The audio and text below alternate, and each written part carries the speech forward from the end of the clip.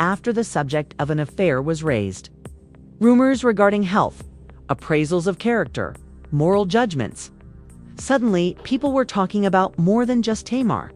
They were dissecting her. Her supporters claimed that what came next was an approach. The reason was overload. They asserted that Tamar's reported statement, "Yes, I'm HIV positive," wasn't an announcement. It was surrendering. At one point, she stopped objecting to the labels that were applied to her and aggressively repeated them back, thus challenging the internet to see how cruel it sounded. It is interpreted differently by others. Critics claim that words like those don't exist in a vacuum and that using them, especially on an emotional level, invites inevitable consequences. Even critics, nevertheless, recognize the significance of the environment. The pressure was crucial. The unfettered propagation of misinformation was important. One more as the story developed in reporting, far more explosive claims emerged. During the same emotional storm, Tamar appears to shift her focus from protecting herself to fighting Mendeecees. Reports state that he ruined her life, she says. That what happened between them was more ominous than a bad decision or a messy situation. Something that she says she didn't choose. Anything that left her feeling violated, angry, and powerless. This, according to her supporters, explains why she responded so aggressively. They argue that when suffering and humiliation are combined, control erodes. The mind stops filtering. The first to speak is pain. It is believed that Tamar connected with the pain that had been building for months. The whispers, the discreet conversation of Mendeecees' arrests. She portrays it as a result rather than a coincidence, according to reports.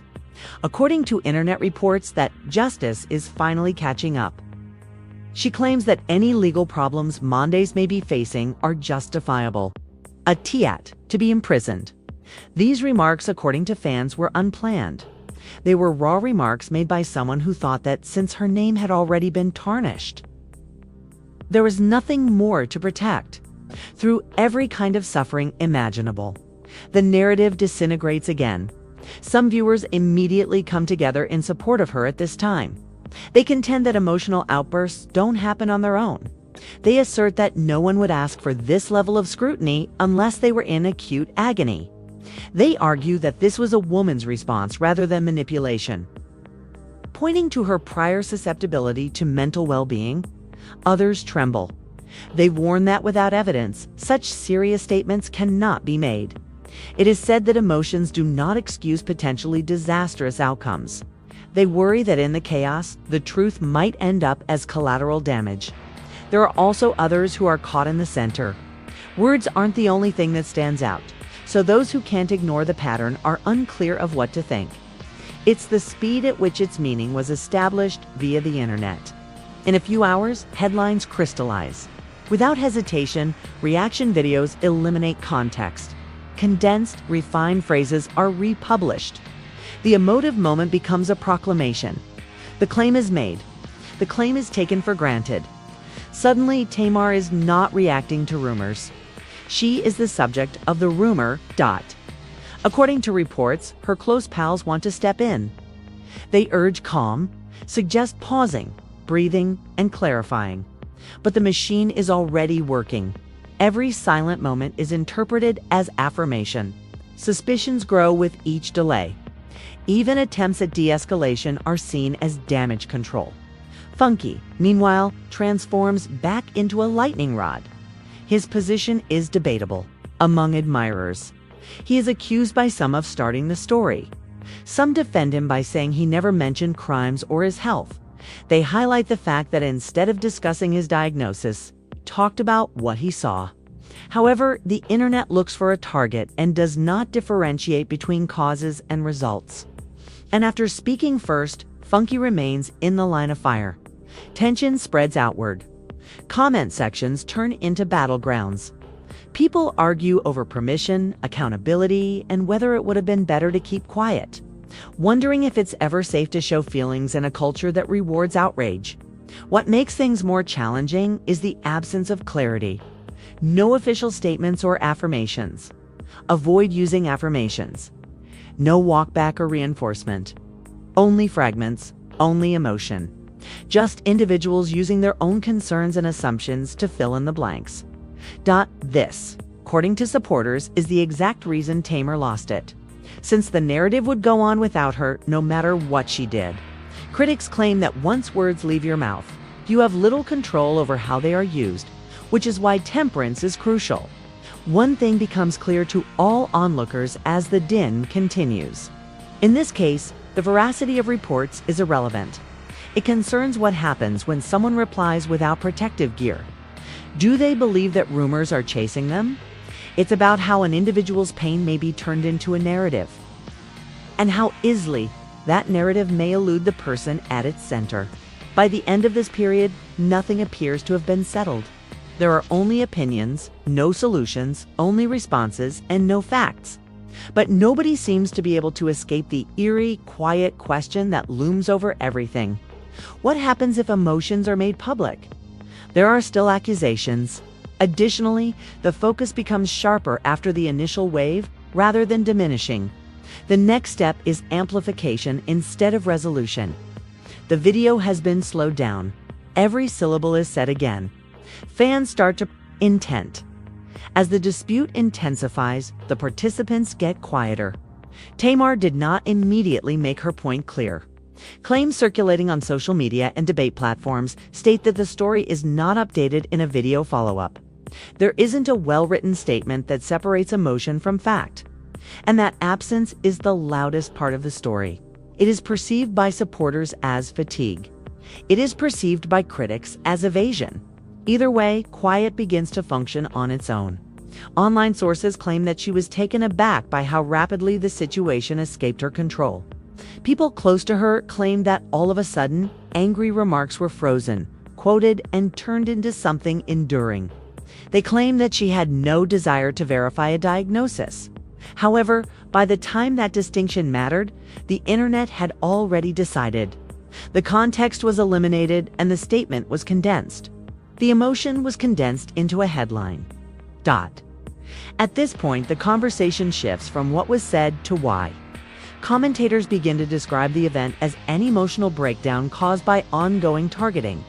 They observe that for days, Tamar's name and phrases that she never used to describe herself in public have been trending. Health-related rumors, moral judgments, and implied concerns.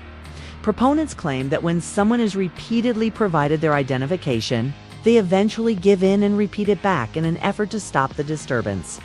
That interpretation is strongly disagreed upon by others. They argue that a rumor gains more traction when it is propagated, that public figures understand the repercussions of their remarks, that emotional reactions are also responsible. These conversations don't stay theoretical. They become intimate. Individuals accuse each other of exaggerating harm or minimizing trauma. The tone changes from one of comprehension to one of picking sides. Mendeecees' charges take on a life of their own in the midst of everything. Sources claim that Tamar's anger was so intense that it went beyond self-defense. She apparently accused him of being the reason behind her pain, in addition to participating in a state of chaos. Words like "destroyed my life" begin to proliferate.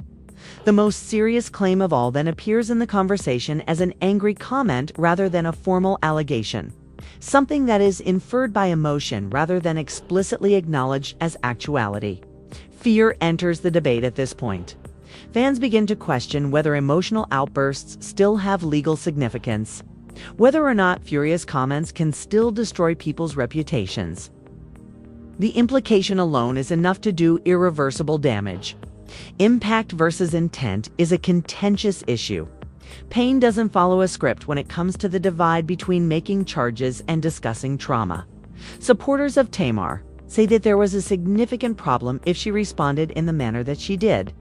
They argue that survivors don't always speak intelligibly, coherently, or intelligently, because it is unreasonable and unrealistic to expect someone who is being harmed to maintain composure.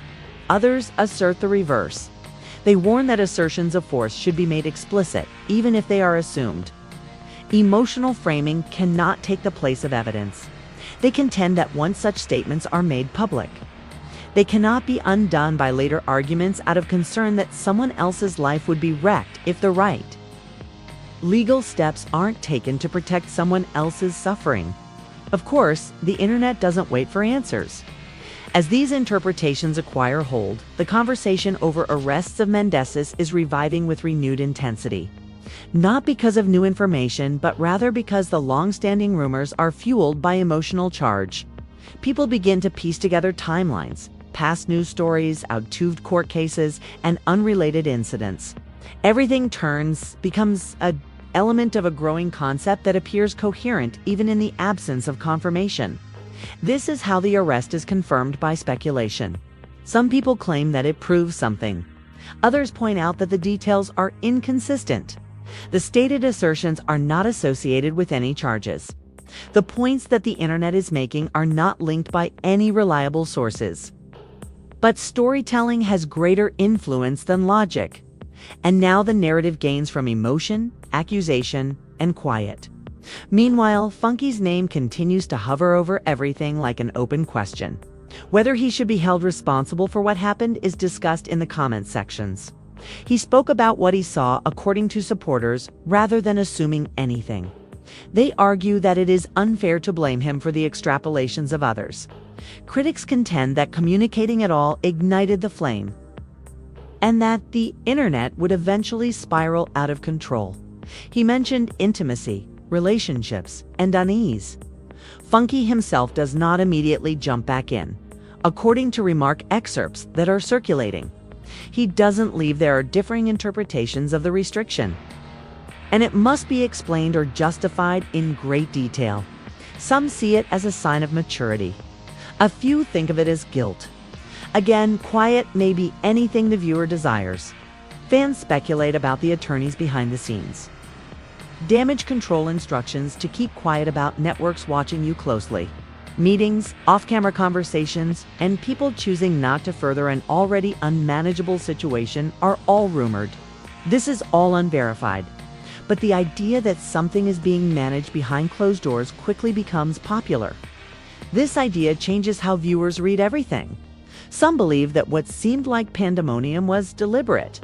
They begin asking if the quiet is intentional.